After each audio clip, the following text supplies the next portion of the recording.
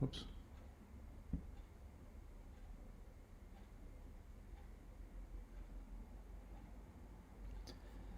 Hey everybody, it's Mike. Okay, so today what are we going to talk about? Today I want to talk to you about how narcissism, so let's understand the word narcissism, how narcissism pervades everything under this umbrella of not only cluster B but codependence. So you're going to find that the extreme psychopath on one end of the spectrum, you go to the other end of the spectrum, and again, I got to be clear about my context here. The other end of the tiny spectrum, which is, there's the whole spectrum of human beings, right? We're not talking about the spectrum of human beings. We're talking about the tiny spectrum of cluster Bs and the codependents who love them. And in that tiny spectrum, on one end you have the extreme psychopath, and on the other end you have the what I'm going to call the true codependent. And all of these terms are, they're just useful for our discussion. So let me be clear about this before we go any further. This channel is devoted to non-borderlines, non-cluster B people who have had romantic relationships with borderlines, narcissists. The best way to make use of this channel, if you are a diagnosed borderline or NPD, is not to try and mince words with me about this, that, or the other thing. It's the best way that you can make use of this channel is to listen, to hear what it's like for non-cluster Bs when we're in relationship with people with cluster B diagnoses. This channel is devoted to helping partners of borderlines to extricate themselves from a toxic situation, and then more importantly to heal. This is really about healing. So as fun as it is to sit around and point fingers and talk about the borderlines this and they do that, and the narcissist this and all that, as fun as that is to analyze that and to go into that, and really the whole point of it is for you to get to the point where you don't care anymore, meaning that that is something that you've healed through. For instance, when was the last time you had the flu, right? When you have the flu, it's the worst horrible thing. It's really awful, especially the whole man flu thing is right. Men get it worse than women. It's horrible. But then once you're back to health again and you're back in your life, a few days later, it was like, oh yeah, I was sick, I forgot.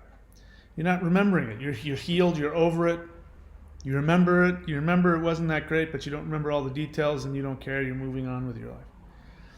If you're still reminiscing, if you're still obsessing, if you're still ruminating, if you're still angry, if you're still in pain, if you lack joy in your life, like you so much so that you can't seem to find the joy and the purpose in your life, you're not healed.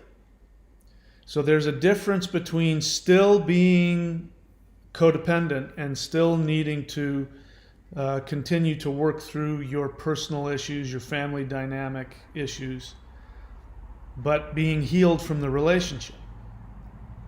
But that's not the same as being out of the relationship and then still being plagued by some aspect of rumination, fear, anger, feeling shut down, feeling lonely. For some people, they can't figure out which is worse.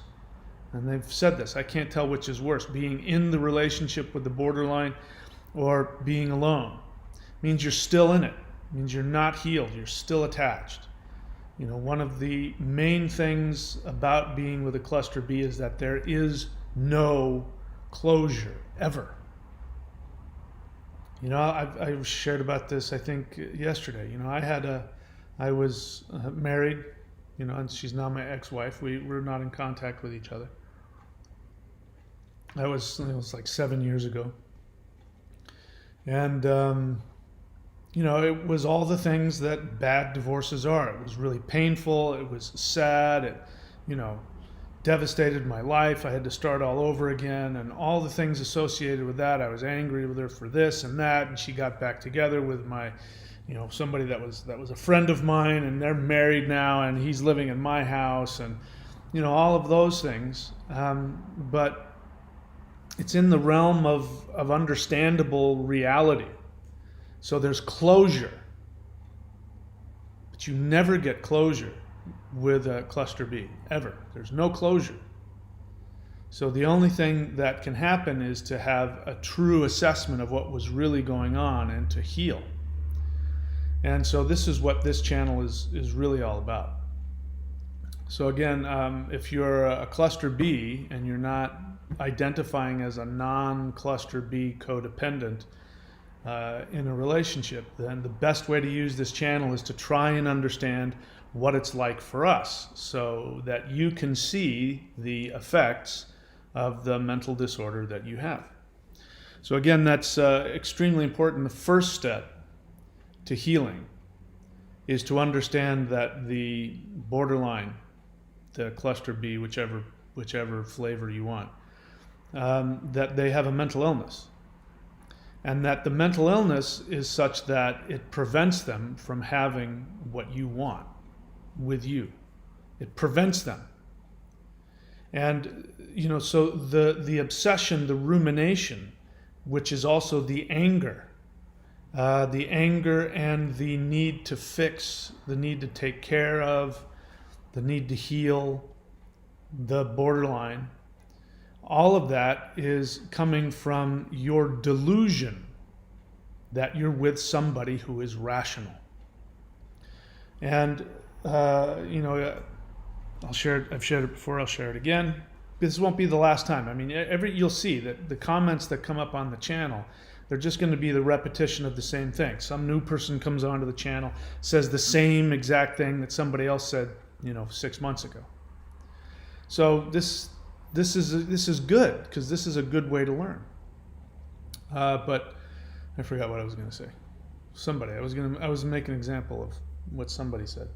But the one that comes to mind that is a very common one, so I hope this person, if they're watching, doesn't think I'm pointing them out, because it's very common. I felt it also. The question of, so how do I prevent he was making the distinction that there's the borderline who I'm making progress with, and then all of a sudden the psychopath shows up, or the narcissist shows up and sabotages all the progress I'm making with the borderline. How can I just keep my partner in the borderline phase and not go into the psychopath phase? And I explained to him, you've got a delusion going on here that the borderline person is rational and that the psychopath is irrational, and that they're two separate things. It's the same person. When you're dealing with the borderline that is rational, that's making progress, that's talking to you about her feelings, that's sharing why she did this and now she sees that and I promise it'll be better, and you think that you're dealing with the entire person. And it's coming across as somebody who's rational, because in the real world out there, somebody who's not a cluster B, when they make awarenesses and they reveal vulnerable awarenesses about themselves, that is usually a clear sign that that's somebody who has now become aware of what they're doing, and there's going to be a change. They're rational.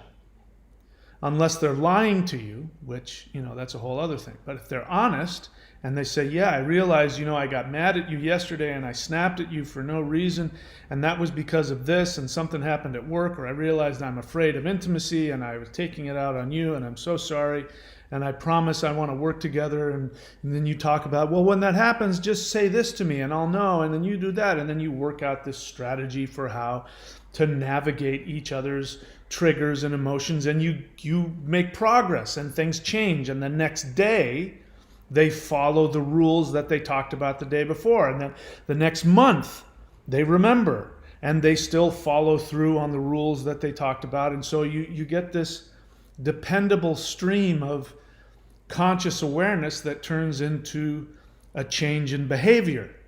And that is what a rational person does.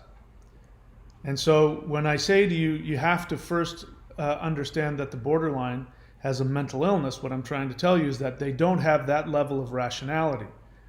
Whatever awareness, if they're undiagnosed and untreated, whatever awareness they have of their feelings is at best superficial.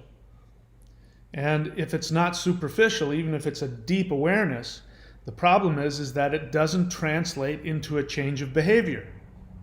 And so this is why, when borderlines come on here, they want to make some points with me. And one is, because if I'll say generally speaking, the borderline is incapable of loving you, what they hear is that I'm saying that they don't have loving feelings for you.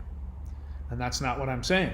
In fact, their feelings for you, and when they're loving you, may be more intense, which is why it's so amazing to be around them when they're loving you. So their immediate feeling of love is intense. And so they want to really get me to understand, no, you're wrong about this. We really do love. And I say, I'm not talking about your feelings. I'm talking about your actions. Love is an action. I remember saying that to my borderline ex, and she looked at me with, what? What does that mean? She honestly didn't understand. She went from being the most intelligent, almost like therapist ability to understand emotions, but when I said love is an action, she had no clue what I was talking about. Because as a borderline, an untreated, undiagnosed borderline, her entire existence was based solely on whatever she was feeling at any given moment. Like an infant. Because borderlines are arrested in infancy, emotionally. So, we're talking about healing. So the way to heal is to be able to see, first and foremost, step one, they are broken. They're not going to give you what you want. It's impossible. When you understand that it's impossible, then you'll stop trying to follow the delusion of rationality, which is the delusion that you and only you are going to be able to get them to become rational. Because that's what's happening. When you are with the borderline for 6 months, a year, 2 years, 5 years, and you keep going through the same thing over and over again, you keep allowing yourself to come back into the relationship, or you're pulled back into the relationship after being destroyed and decimated on the deepest level. The thing that's keeping you coming back, among others, is the delusion of rationality, the delusion that I'm almost there. We almost had it. And once I get it, once I get them to see, if I can just get them to see what they're doing and what it does to me, if I can just get them to see, they'll stop. And it never does. People on here, people on here that have left comments have been with borderlines 20, 30 years, and they say, you're right, it only gets worse. So the devaluation and the splitting that you're experiencing now at 6 months, 9 months, 1 year, if you've noticed, the devaluation gets worse, gets more intense, and gets more damaging and more toxic. It's not like what you're hoping, which is it's getting better. It doesn't get better. If you look at it, you'll see it gets worse. What feels like it's getting better is the feeling of intimacy that you are creating, because again, the trigger for the split is the intimacy. The intimacy creates the split. Both you and the borderline are under the delusion that the intimacy will heal. So what you do is after a split, you go, she just doesn't see that I love her and that she's safe. So next time I'm going to love her even more, and I'll get more deeply connected to her, and I'll create a bond with her, and then she'll stop splitting. But in reality, you do succeed, and they want the same thing. They're under the same delusion. Yes, That's it. If we just have to get it deeper, I just need to feel safe. If you can make me feel safe, and I need love and I need intimacy and I need this bond, if you can give that to me, then of course I won't split on you. But what happens? Every single time, the closer you get, the harder the split. The deeper the connection, the more psychopathic the destructive split. And so the only conclusion is that if you look at the history of it, this is impossible. What you're asking for is impossible. So that's the first step. You've got to realize there's no hope. And then, in order for you to heal, and then of course you have to go no contact, which means you block them on every single method of communication. And then you've got to get into some help, because as I've said, once you get bitten by the borderline and the borderline zombie virus gets into you, it's going to infect your thinking, and your brain is going to start turning into a borderline. You don't become a borderline, but you start thinking like one. You start experiencing the unconscious goal of the disorder within the borderline. The goal of the disorder within the borderline is to get you to feel exactly the way they're feeling. When they get you to feel as humanly possible, as identically as they feel, they'll discard you forever, because there'll be nothing left for the disorder to accomplish in you.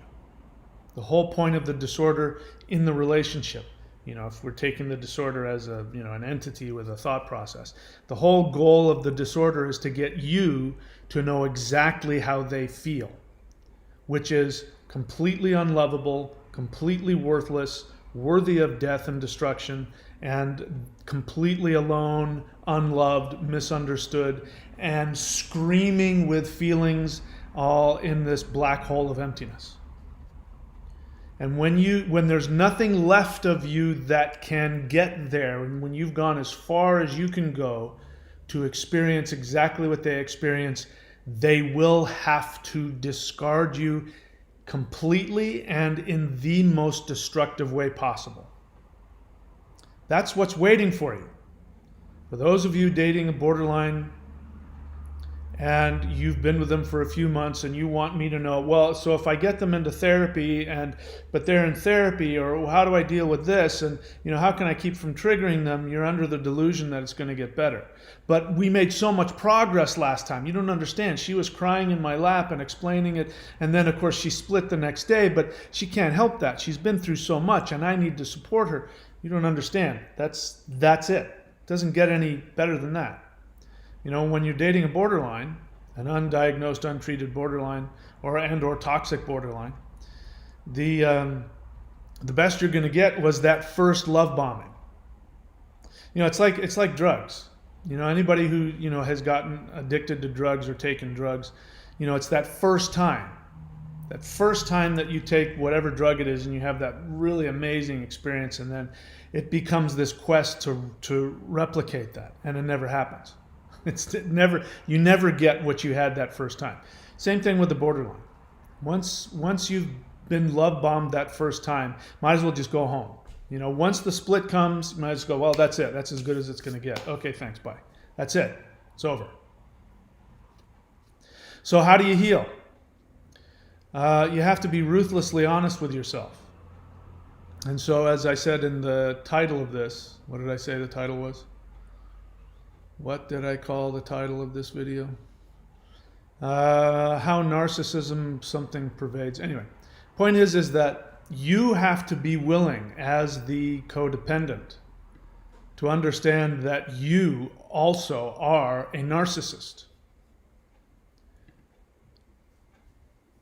Because we're out of the whole context of humans, we've got this narcissistic personality disorder little neighborhood.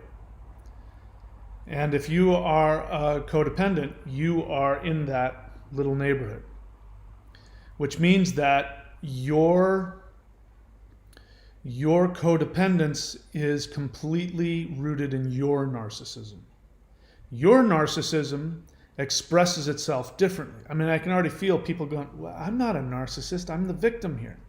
What are you talking about? They're narcissistic, not me. No, we all are narcissists. We just express it differently.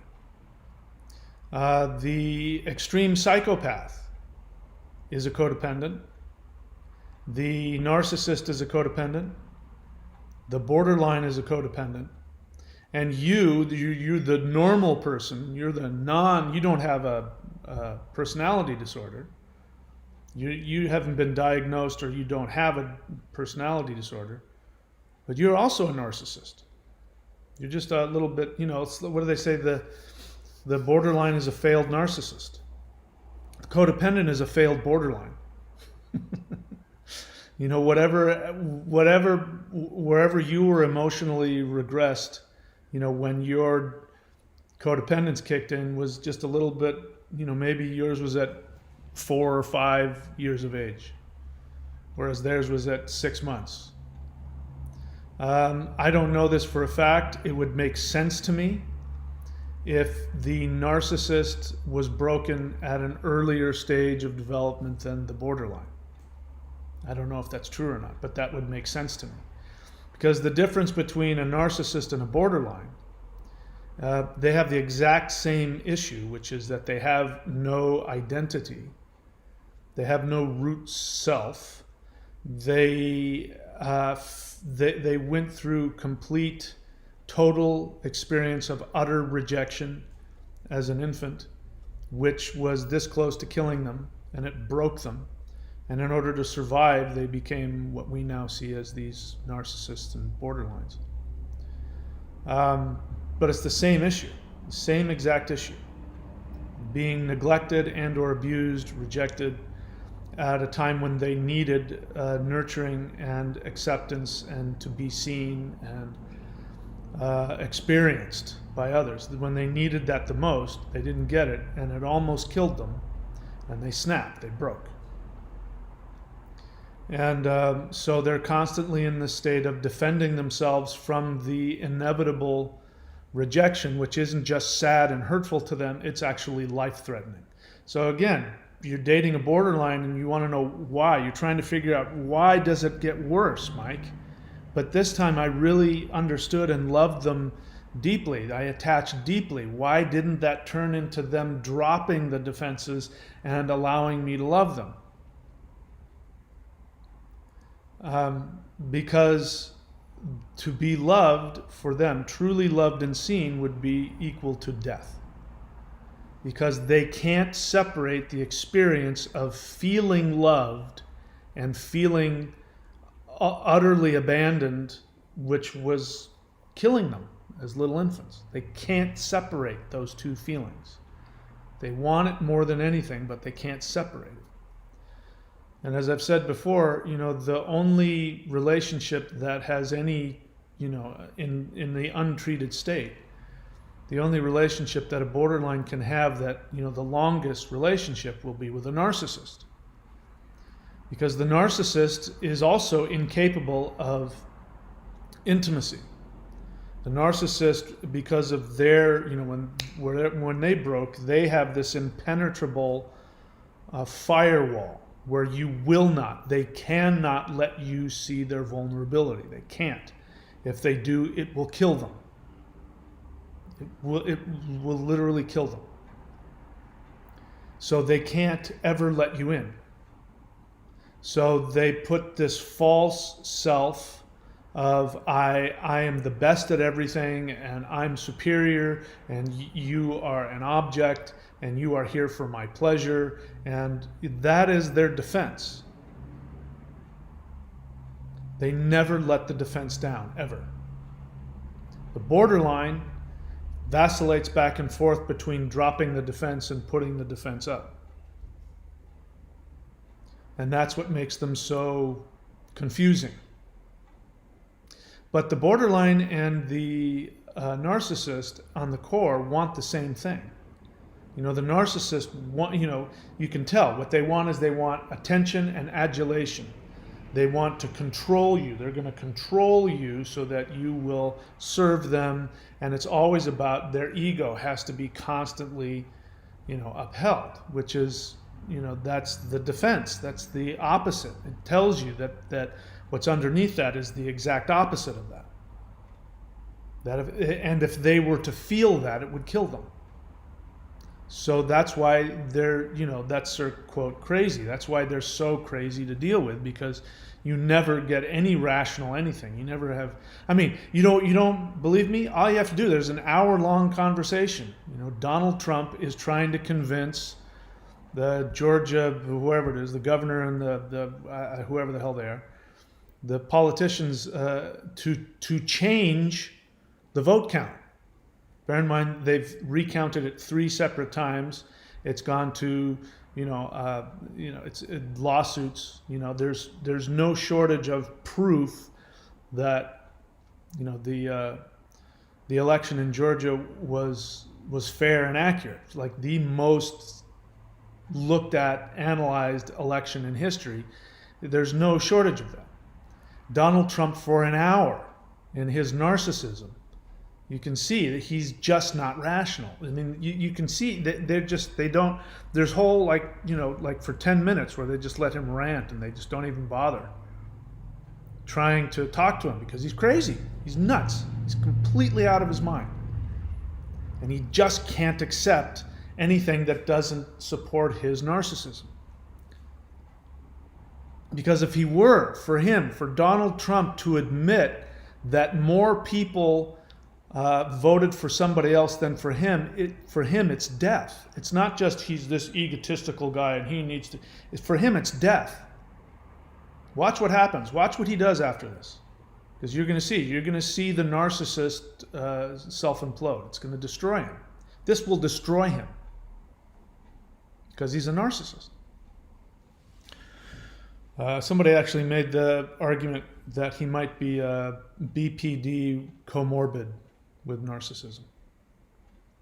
Anyway, so in order to heal, you have to be willing to look at your side of your narcissism. You have to be willing to see how you have been narcissistically chasing after your projection, and you're trying to control and manipulate the borderline or the narcissist to love you in the way that you demand. That's not your experience. Your experience is something else. Your experience is, I'm just here to help this poor person and I love them so much. I care about them so much. That's your conscious experience. That's your firewall, right? That we can see the extreme narcissist, their firewall is, an absolute irrational to the death commitment to you must always blow up my ego beyond what is even humanly possible. It's obvious. They're extremely fragile ego, extremely insecure. They don't know that. You know that by looking at them. So what you don't know as the codependent, chasing after the borderline or the narcissist, trying to force them to give you all of the love that your mom and dad didn't give on an unconscious level. On a conscious level, you think, I'm just loving them. I can't stop. I really need to make them understand how beautiful they are and I want to heal them so bad. You don't understand that that's your projection of yourself. That everything that you say about what you want for the borderline is your projection of what you want somebody to do for you. Regressed what you want your mom and dad to do. Sweep down to, because for an infant and a toddler, parents are superheroes. They're gods. They're not people. So the child objectifies the parent. We accept that. That's part of, children growing up. They go through that. You are doing that to the borderline. That's the ironic part. The person least capable of seeing you for who you are, the person least capable of of just accepting you for who you are and loving you for who you are, that's the person you've chosen to focus all of your attention and energy on, so that they will meet that selfish narcissistic need that you have, which is to be not just be seen and loved, but to be completely accepted and nurtured on the deepest level. And you want to tell me, how do I know? Because I was there. I did the same thing. You want to tell me, no, you don't understand. They deceived me. The love that they gave to me. I was lied to. I was tricked. I was deceived. But you're the one that was deceiving yourself. You're the one, because the only person capable of weaving the love story that you need to have to live out, the only person capable is somebody who's childlike. And think about it. What do? They deify you. I still remember. I still have it burned in my brain. I used to have pictures of it. I got rid of them all. I wish I had them. Actually, I can't. I wouldn't show. I'm not going to give away her identity. But I still have burned in my brain her in my kitchen. Dressed like, almost like she's in 1950s, whatever it is, the father knows best. And she's got the frilly apron on, and she's cooking me, pancakes, and looking back and smiling. And it's burned into my brain. She's like, I'm the perfect wife. Can you see how perfect I am? I love you more than anything. Foot massages, and I thought, I've hit the big time, man. Of course, that only lasted a couple of days. And then it was like, what happened? I was in tears. I remember tears streaming down my face as she's handing me pancakes and, massaging my feet. But that's because that was my narcissistic projection onto her. That's what I wanted. I was not only primed for that because of my codependent upbringing, but because I had just lost, a couple of years earlier, I had just lost the love of my life. My soulmate had passed away. I was primed for this. I needed it. What I wanted from her, I was objectifying her as well. She's objectifying me because she's turning me into daddy, mommy, and daddy. And so she's being the perfect little, now when I look back on it, imagine a 4-year-old in mommy's high heels, wearing mommy's apron and trying to make daddy pancakes. That's what was really going on. I wouldn't expect that to last very long. I'd take a picture and go, "Oh, look how cute my little 4-year-old daughter. Look at her trying to cook pancakes. How cute." That's not going to last. That once she gets tired or cranky or hungry or it's not fun anymore, then she's going to start whining and she's going to drop the plates. That she's an infant. She's a toddler. That's what they do. But the adult borderline does the same thing. And in fact, I remember she cooking me the pancakes and all that. And then she says, "I'm going to go lie down," which is her way of saying, "I'm splitting right now and I have to be away from you for 4 hours." So she would meditate for 4 hours, which meant she would lie in bed with headphones on because she couldn't tolerate what she was feeling. And she did this on a daily basis, sometimes twice a day, And it was, obviously the thought of that, I look back on it now and I remember that and I go, holy crap, can you imagine trying to have a relationship with that? 6-7 hours a day she has to be in isolation because she can't tolerate whatever feelings she had. Because she spent 20 minutes being kind to you, that's going to cause her so much distress she has to go and squirrel herself away and lock herself into, you know what I mean? So, back to your healing. So you have to be able to be honest to look at your narcissism. And if you're not able to do that, you won't heal. And so what I'm learning, what this channel has been very educational for me. And what's been so educational has been people's comments, not only in the live stream, but in the the comments on the channel. And what I'm finding is that there's a lot of people coming on the channel, codependents who are in a huge amount of pain. And what I'm finding out is I'm starting to experience the difference between the covert narcissists, the super empaths, and the actual codependence, the non-cluster B codependence. And the margin between the two is razor thin.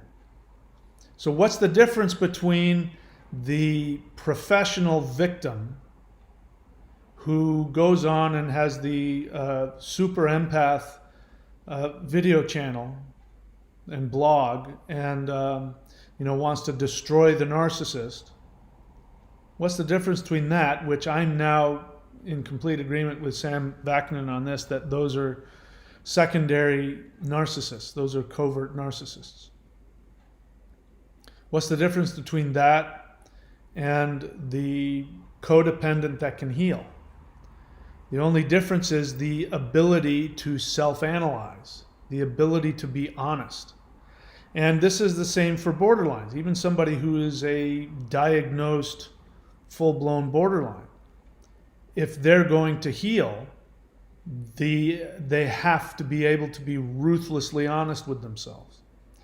And so again, the comments on the channel have been very informative for me, because the borderlines who have been in therapy sometimes for 10 plus years are the ones that are able to, in some cases, co-sign what I'm saying, which is that you're absolutely right. What happens is that we fall in love, and then the love is so frightening that something happens in me and I watch myself destroying the other person, and I know that they didn't deserve it, but I can't stop myself, and the impulse to do it is so overpowering, and the thought of this, that, and the other thing. And yeah, you're right, loving us means nothing, because there's an empty black hole. No matter how much love you give us, it just disappears, because you as the codependent think that your love is actually, that if you can find the bottom of the black hole and start filling it up with love, that eventually over time the love will get to the top and spill over. And the borderline saying, no, it doesn't work like that. There's an empty black hole. It doesn't matter what you do. It never registers. It never stays. It disappears. The moment you give it to us, it disappears. That, for a borderline to be able to say that, takes tremendous amount of ruthless self-honesty. And again, that's after they've been in therapy for years, decades.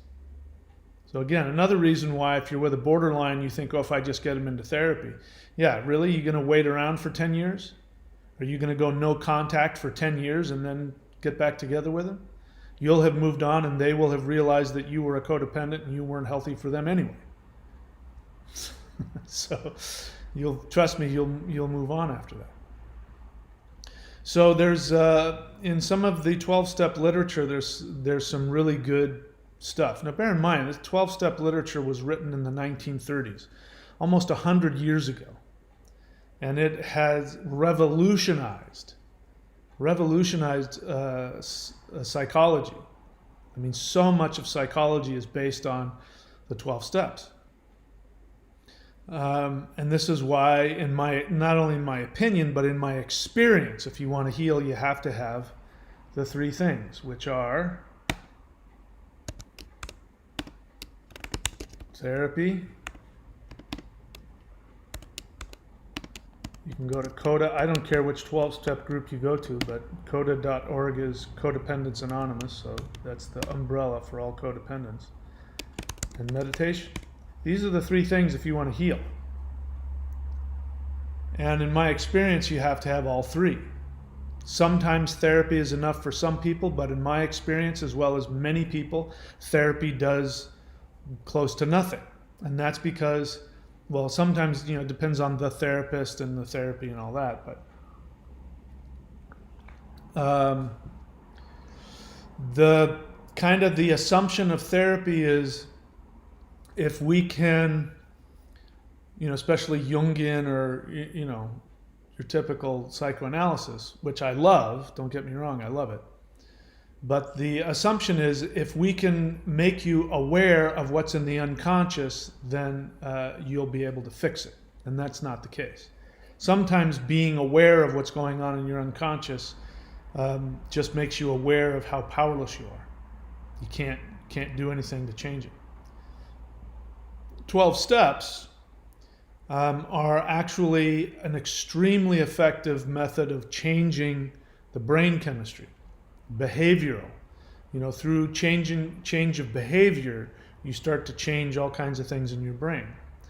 I don't know. I think the 12 steps might be helpful for cluster Bs as well. I don't think it'll have the same effect if they're a hardcore cluster B, but I think it's helpful. But there's in the 12-step literature, there's some quotes that are brilliant. Some people are sicker than others. I'm trying to remember the exact quote. Unfortunately, there are those that are incapable of self-honesty, and their chances are less than average. And at the same time, they'll say it doesn't matter, I don't remember the exact quote, it doesn't matter how sick somebody is. If they have the capacity to be honest, they can recover. And this is all talking about the fourth step. This is why I talk about the fourth step. And the fourth step is about looking at your resentments so you can uncover what your agendas are. And when you look at your agendas, the assumption is that if you have a resentment, it means that you have an unrealistic or a selfish agenda. And if you look at your resentments, you'll become aware that you've been asking the impossible of somebody. And then you can let go of the resentment. Obviously, you'll forgive them. In some cases, that's as far as it goes. And in some cases, you realize, oh my God, this whole time I've been playing them as the victimizer, and it was all my doing. Which is why, when people ask questions about, how to deal with their partner, I will say things like, what are you doing? What do you think you're accomplishing here? Because they're unaware that they're chasing after an impossibility, that they have this irrational belief that they can make an irrational person rational. And the reason why they have that delusion is because they have a very overwhelming selfish desire to get that person to love them in the way that they want. And that's their narcissism. And so where does the line? I mean, it's all the same thing. The only difference is, those that heal, whether they're borderline or codependent or whoever they are, even narcissist, if they have the ability to be self-honest, they can recover. It's the only difference. And so now I'm really starting to learn, what I've learned about codependents and empaths is that there are some empaths that there's no hope for because they're incapable of looking at themselves. Perfect example. I'm glad that if you follow this, if you listen, when I talk about people's comments, go and read the comments. Go onto the videos and read the comments and the interactions that I have with people. And the last two are my favorite. There's two guys that ended up like hooking up and being friends, and communicating to each other about me, about what an asshole I was. They got together and started, telling each other what a horrible person I was. And in the one case, now my belief is, it's not a diagnosis, but my experience, at least so far, with this gentleman is that he is definitely a covert narcissist under the guise of being the super empath. And he has been married and is now getting divorced from a borderline. And he came on and he asked me, why is my borderline ex-wife, why is she trying to contact me? And I responded to him the way I do to everybody that asks that question. I say, who gives a shit? Who cares? She's irrational. She's going to hurt you. She's got a mental illness. It doesn't matter. And I said, the only reason you're asking me this question is because you want her back. And so you want me to get into the drama of what she wants from you because you want her back. And I said, if you want to heal, you've got to move past that and you got to go no contact, etc., etc. Now, he didn't like that. He took that very personally and he got mad at me and said that, I should answer his questions exactly the way he asks them and that he has reasons for them. And then it went away. He came back again, asked me the same question, and I responded exactly the same.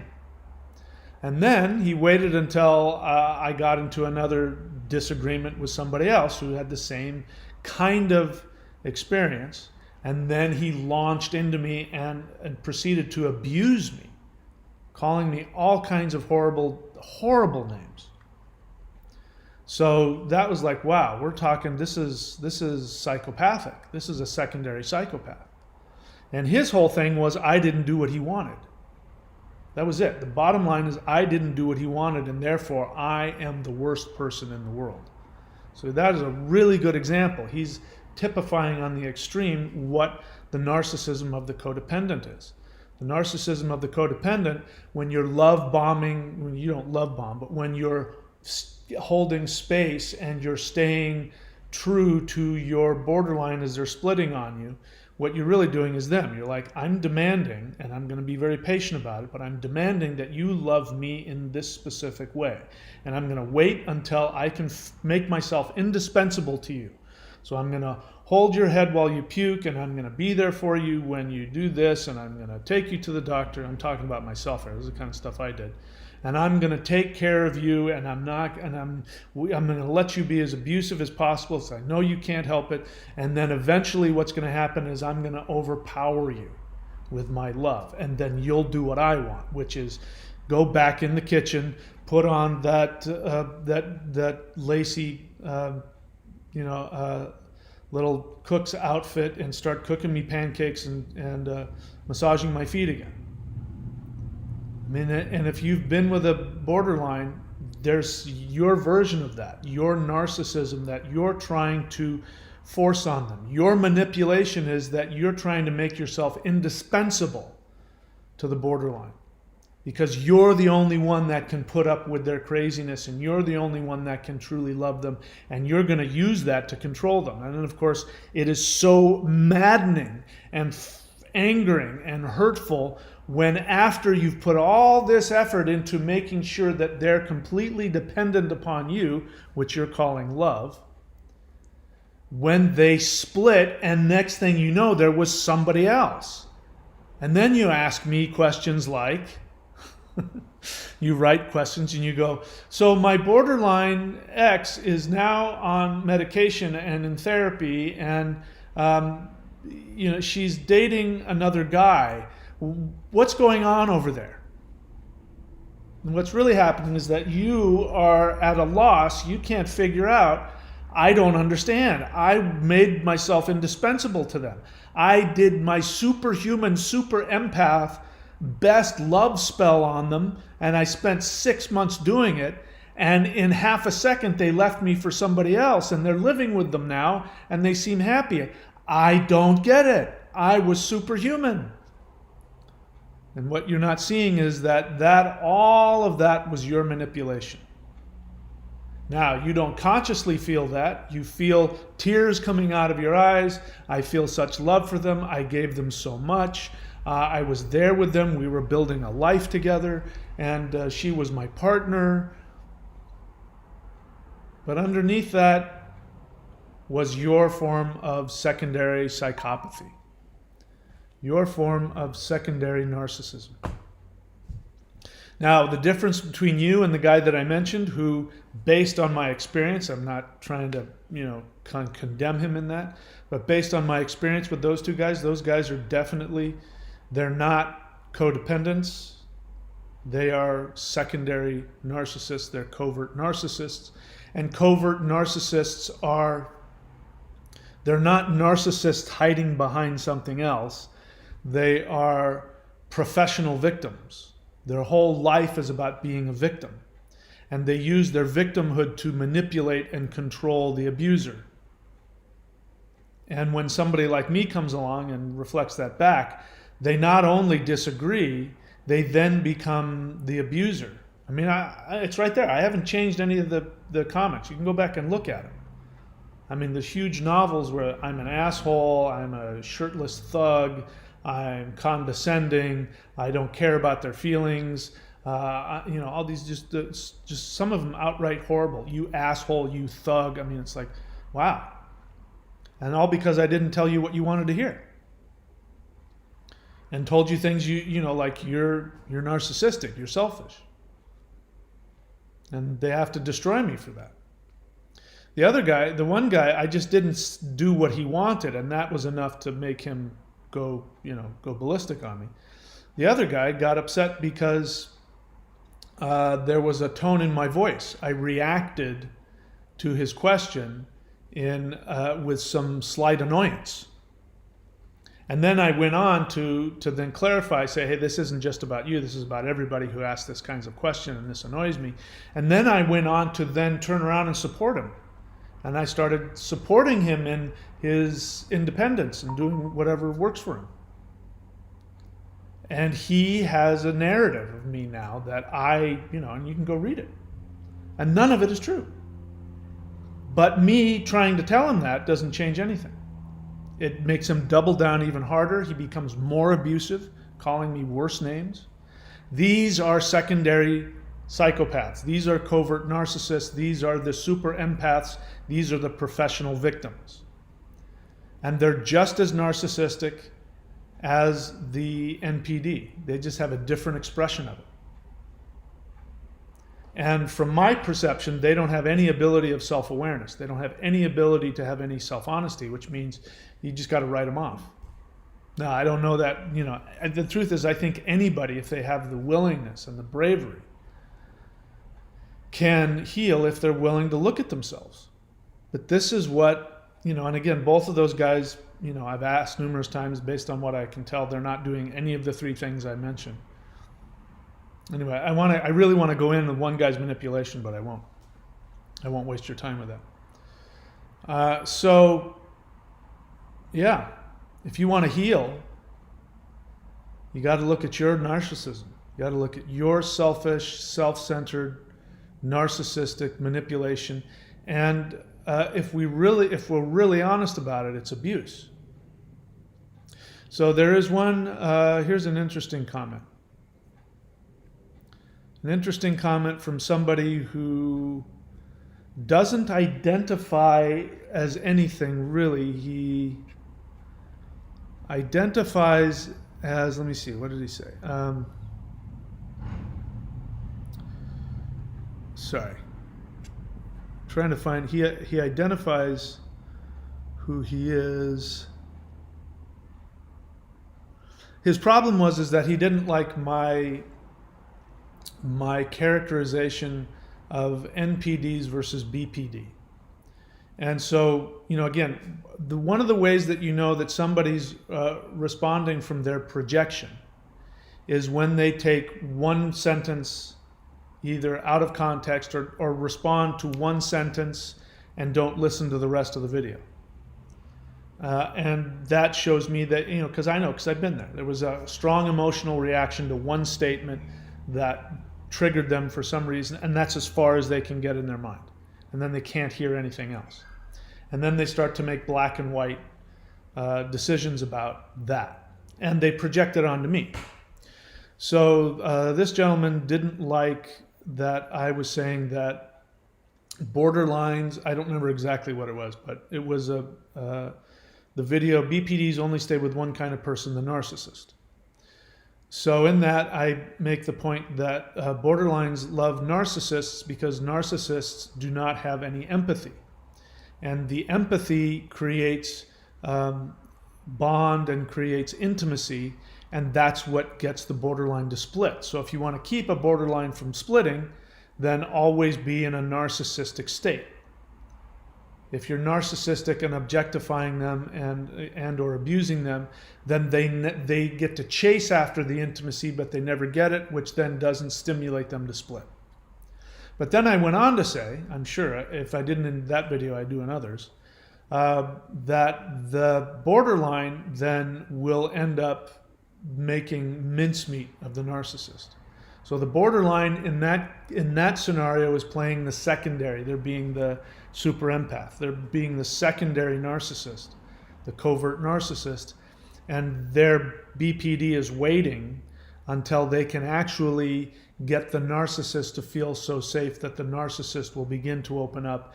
And once they get that opening, they will go in and eviscerate and destroy and discard the narcissist.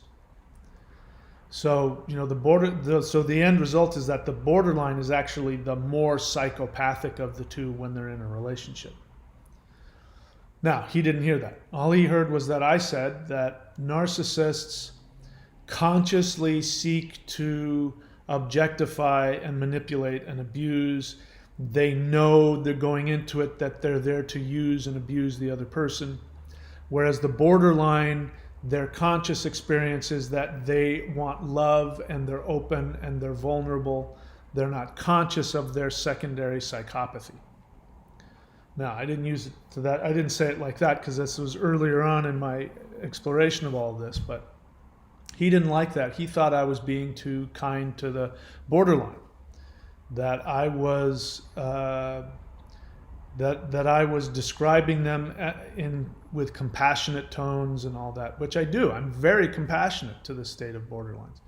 I don't have a strong projection with the narcissist as I do with the borderline. Because I'm a codependent, that I'm attracted to borderlines, I project onto them. So that means I have a stronger ability to empathize with them. I don't empathize with the narcissist because I don't understand it. I don't have any personal feeling of connection to it, so I don't understand it. But I have acknowledged that borderline and narcissism are the same thing. It's just slightly different expressions of the exact same scenario. But that was interesting because he doesn't identify. Let me see here. I'm trying to find out his diagnosis. He says, you're humanizing and justifying BPD's immature and toxic selfish traits due to your own experiences and emotions regarding your ex. Whereas you have dehumanized and singled out NPD behavior when it is often no more immature, toxic, or selfish in nature than that of the BPD. So he's right about that. His problem is that he thinks I'm being hard on him. So from that, I gather that he identifies with the narcissist. But let's see, he goes on trying to tell me that they're basically the same thing and I should give them both the same, that I should have as much compassion for the narcissist as I do for the borderline. He didn't say, he didn't say what he was. Oh, here's one thing. This is a good point. He says, likening it to pedophilia. So in that, I make the argument that for the codependent, so bear in mind, what he doesn't know is that I was talking about the codependents like myself, the codependents that are seeking and are capable of recovery. That for a codependent to have a sexual relationship with a borderline is similar, and it helps me if I think of it like pedophilia. Not that I'm a pedophile, I'm not. But emotionally, the borderline is at anywhere between 0 to 2 years of age. And they're in this human body. They're in this adult body, and they have adult urges, in fact, sometimes overblown sexual urges, which makes them very exciting to be with. But if you're like me, and for you, sex is a way of emotionally connecting and creating an emotional connection, and then when you come to realize you've been trying to have this adult, emotional, intimate connection that's being sexualized with somebody who is at the emotional age of 0 to 2, it helps me to shake my head and go, wow, that's the last thing I want. I'm not a pedophile. And so I was making the argument that, chasing after a borderline, knowing that they have a mental illness, knowing that emotionally they are regressed at the age of 0 to 2, you might as well just be a pedophile. And I'm doing that for shock value, because there's some truth to it, but the shock value so that I'm giving the reader or the listener the benefit of the doubt that they are mature, that they are not, that they don't have a mental illness. And therefore then you realize, oh my God, I'm trying to have this connection with somebody that's emotionally at age 6 months. That's horrific. And then, those that understand that and try to use that, and there are people, again, where does the line come? Because there are people that have come on the channel saying, yeah, I know how to manipulate them and they're great for sex and I just discard them when I'm done. And I hear denial in there. But now I'm starting to think, no, there's this whole other realm of psychopathic narcissists that runs around looking for borderlines so that they can manipulate and use them. They know that the borderline is going to love bomb them, which means they're going to objectify them out of their mental illness in the beginning, and they're going to capitalize on that, and then their plan is to reject them before they split. And that is abuse. And if you know that you're tapping into somebody's infantile attachment to you, I mean, how far away of that is that from pedophilia? So he didn't like that. But this again tells me that he associates himself with being a narcissist. Yeah, I don't remember. I can't find. I mean, why am I missing where he said what he was?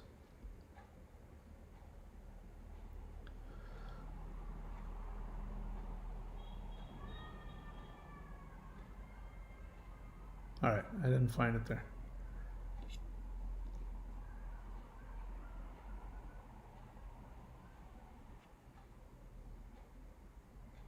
Anyway, I can't remember what it was. He doesn't meet all the criteria for NPD or something like that. Anyway, but this is his projection onto me. This is his projected victimization onto me. And again, it shows a lack of ability to take, the whole point of it. The whole point of that video and the whole point of that statement was for people to not selfishly use or interact with the borderline, because if you're coming on here because you know that you don't have this mental illness and you're trying to figure this out, by me showing you what's going on, you realize, oh my God, I'm having a sexual relationship with an infant. That's just nuts. I'm not going to do that. That's really harmful to them. Forget about me, it's harmful to me, but that's harmful to them. Getting you out of your narcissism so that you can see that the kindest thing you can do for a borderline is not have any contact with them at all. And what he got out of that was that I was isolating the narcissist, and I was calling them, evil masterminds and all of that. So he missed the whole point of that. So again, projection is everything. Everything. So if you're watching this channel and there's just more and more, I mean, another comment came through just recently. Somebody saying, again, one of my earlier things, well, why did you keep going back to her? Obviously didn't listen to a half thing. And I asked, what are you? What is your connection to this? Are you a codependent or are you borderline? Oh, I'm neither. But then wants to, to say that I'm doing this and I'm doing that, which sounds very borderline to me. But it's just the projection. And in the projection is the inability to take honest look at oneself. And on the other end of the spectrum, we have the other end of the spectrum of what I would call true borderline, which is people who are incapable of being around conflict. So there are some people on this channel as well, and this is true in life. If I'm quote harsh with codependent, and I say things like, what the hell is wrong with you? Why do you keep chasing after somebody you know is going to hurt you? Why are you asking me this question? I'm not going to co-sign that for you. You need help. Are you in therapy, working the 12 steps? Are you healing? Right? So I'm being harsh with tough love, however you want to look at it. And then if that person responds negatively and gets mad at me because either they feel attacked or I'm not doing what they want, then you'll see another form of the codependent rise up, which will want to stand between me and the hurt borderline and want to say you're being too harsh with them. You need to just, if they say you're hurting them, then you have to stop and you have to acquiesce and you have to apologize and you have to make them feel better. And what that person doesn't understand, and I've been there too, that's again, everything I'm pointing out, I've been a part of at some point, on some level. What they don't understand is that their narcissism is that they cannot tolerate pain. They can't tolerate seeing anybody in pain, even if their pain is completely self-generated, and even if their pain, they're acting abusively. It's like if somebody's attacking me and calling me an asshole because I didn't answer the question the way that they wanted, and they're hurt and they're going off about how I'm doing it all wrong and I'm this asshole, then you have a codependent that's going to want to jump in between the two of us and tell me that I need to be nicer to them and I need to just pacify them. They're in pain. Can't you see that? What that person doesn't realize is that their need to protect the victim, the borderline, that's, raging. What they don't realize is that their need to protect is coming out of their narcissistic rage. And they're very unconscious about it. What are you talking about? I'm not feeling rageful at all. I feel uncomfortable. There's this tension in the room, and I need for it to stop, and I want to help. But I'll give you an example, an extreme example. When my fiance passed away, a few of us friends went down to the beach and we had a memorial.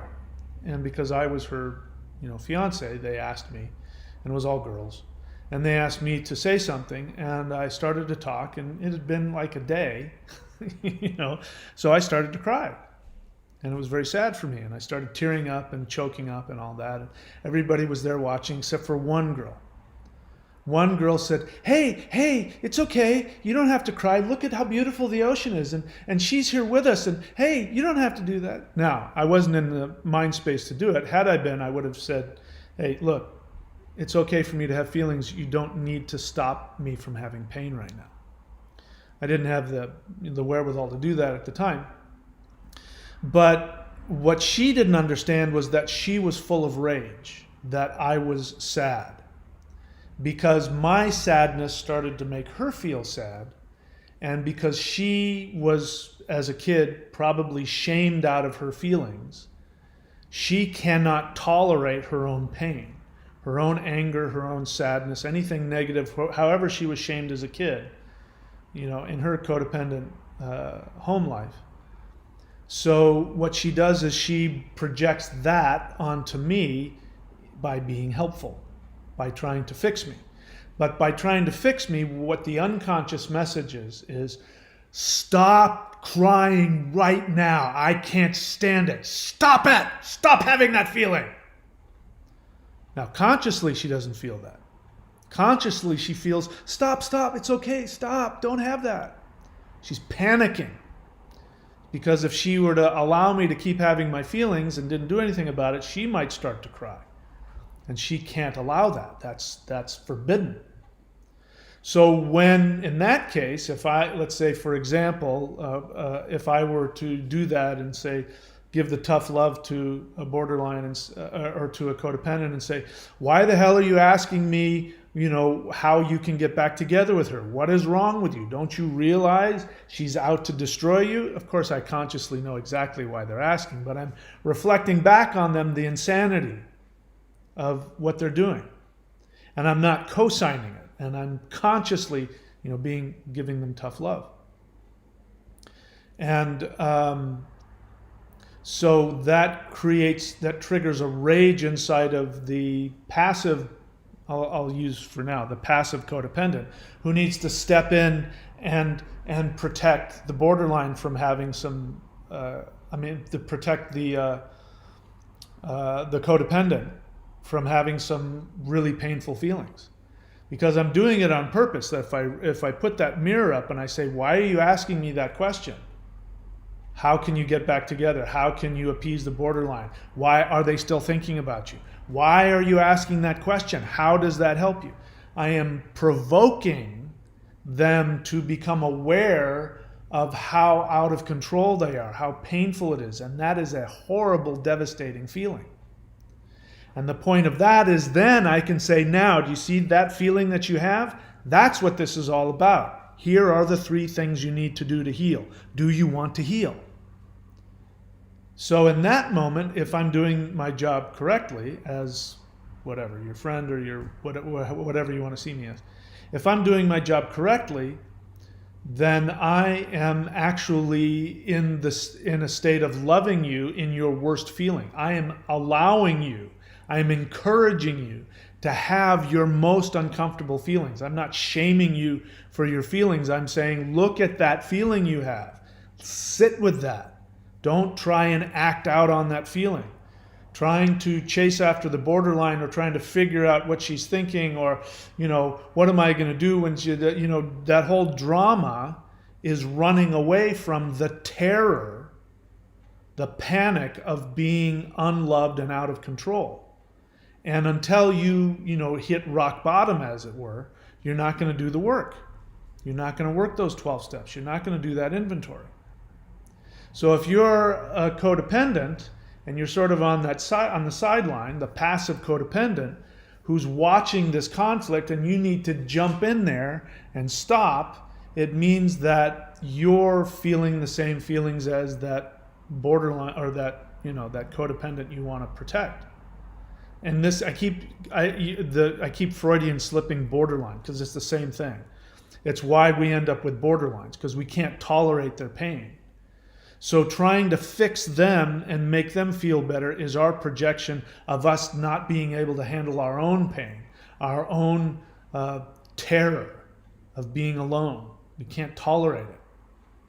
And so we try and snuff it out in the borderline as a projection. It's like, it's almost like a magical spell. By making their pain go away, our pain will go away. That's what's happening on an unconscious level. But if somebody wants to do that, the person who tries to fix somebody out of their pain, what they don't realize is that they're full of narcissistic rage. And that rage is, how dare you make me feel uncomfortable? Stop crying. Stop feeling that way. Stop being so afraid. Stop it. So I oftentimes will have a very violent reaction when somebody comes to fix me. I'll give you another example. When my father passed away, I was 35, I believe, and I was on a movie set. Yes, I used to be an actor. I was on a movie set. And my dad was in the throes of dying of cancer, and he was going to die any day. And I was going through a lot. And so in between takes, I would go off by myself, and I would sit down. And if you've ever gone through, the death of somebody, sometimes you cry, but it's not because you're consciously thinking, oh my God, I'm so sad. It's that your body just has to release the, and and you go through these, have you seen somebody like that's crying over a death? They heave, and there's this, right? And it's like this physical thing the body's doing. And that would happen. And I'd go off in the corner and I would try and isolate myself so that I could just get through this. And I had a friend who she and I were in college together, and she was on that same set, and she came over and she would just sit down next to me. She wouldn't do anything. She'd just sit down next to me while I did that. And I would say to her, my God, that's so wonderful what you're doing. Everybody, and then other people would come up and say, hey, it's okay. Hey, and they'd try and talk me out of my feelings, which would enrage me. And I would say, stop trying to talk me out of my feelings. I need to do this. Just leave me alone. And then she would come by and she would just sit next to me. And I would say, do you realize how amazing that is to just have somebody be there with you and not try and do anything? She says, you don't remember, do you? And I said, remember what? She said, when we were in college, my brother died. And you did that. People were coming up trying to fix me, and you would just sit down next to me. And she said, I never forgot that. And that's, the ability to not have a judgment on what somebody's feeling. Let people have their feelings. Let people have their pain, have their rage, whatever it is. If I'm in a relationship and if a woman can look me in the face and say, I'm feeling murderously rageful at you right now. If they can own that feeling without acting out on it, then of course, then I'll say, wow, please tell me what I did. And then we can determine whether or not it was her projection or whether I was unconscious or whether it was a misunderstanding. but it starts with people being able to have their feelings without any judgment. So part of the codependent is when they're trying to talk you out of out of your feelings, or when they're trying to defend somebody, right? In this case, people are, I mean, there's no shortage of them, but there's 2 or 3 of them that are targeting me for abuse, calling me horrific names because I either didn't say what they wanted to say, or I'm giving them the tough love that they don't want to hear. And so wanting to defend them while they're abusing me because they feel pain, that's your projection. That's your homicidal rage at yourself. When you have, that's how you treat yourself. Don't have those feelings. It's all okay. You put a smile on your face. It's all okay. Look at how beautiful, what a beautiful day it is. Love and light, love and light. And you don't realize that underneath that is seething homicidal rage at yourself for having a feeling. And so you project that on somebody else. Right? So that's the whole point. The whole point of all this is that it doesn't matter where you are in this bubble of narcissism, whether what I call like a true codependent, which is somebody that has the ability to self-analyze and to heal, or whether you have the quote mental illness, which is either borderline or NPD or whatever other cluster B. They're all held together by narcissism and abuse. And if you can understand that your need to go and caretake is actually abusive, even if you can't consciously understand that underneath that there's some form of, first off, self-hatred. There's self-violence going on. Whatever it is you're trying to do to the other person is a projection of the self-violence you're doing to yourself, which is simply just not allowing yourself to have all of your thoughts and feelings and desires without judgment. And then to realize that then the impulse to take care of the borderline is the same impulse that the narcissist has when they seek to objectify and abuse somebody else. It's coming from the same impulse of self-violence. And that's why I have such compassion for the borderline. That's why I can talk about what the borderline gone through. I can even get misty-eyed and yet have zero desire to be anywhere near them. And why, I'm willing to interact with somebody on here until once I see that they have no willingness or ability to look at themselves, I'll block them, just for my own sanity. I don't want to keep going over the same thing with you over and over again. And I also don't want to be pulled into your projection of whoever you're trying to turn me into, your abusive dad or whatever it is. I'm not going to play that game with you. All right, so I think I've talked myself out. Does that make sense? I didn't see, wow, how many people on here? 14? I don't see any questions here.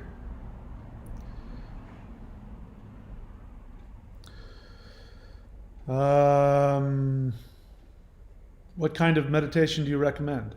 I recommend whatever kind of meditation works. If you click the join button here at the super empath level, I've got members only videos where I teach you 2 meditations that have been extremely helpful for me. And they're breath meditations that actually change the brain chemistry to give you an ability to step away and look at things objectively. And the point of that is to be able to do what I'm saying, which is to have all of your feelings without judgment, and then be able to self-analyze without judgment. So, understanding that, I'm using these big trigger words to create an awareness. It's not a judgment when I say to you that if you're a codependent and you're with a borderline, you're an abuser.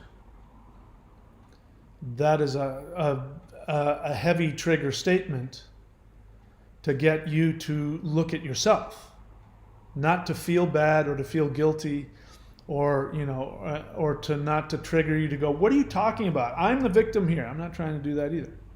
I mean, that tells me a lot. If you do that, that tells me a lot. But if you have the ability to go, wow, what is going on with me? What is the selfish, self-centered need within me impulse within me that's making me act this way. This is why the fourth step is so key to healing in a relationship.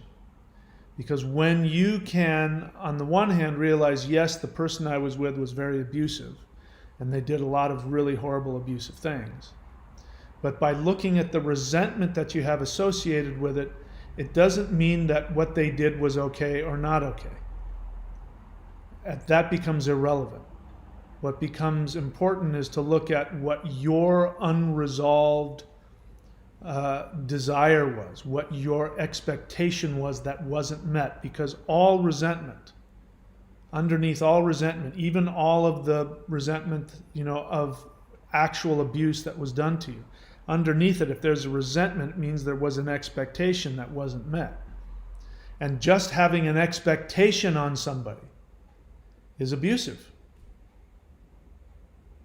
And if you can understand that, then you'll be able to let go, and then you can be one of those people that you can be in a relationship with somebody.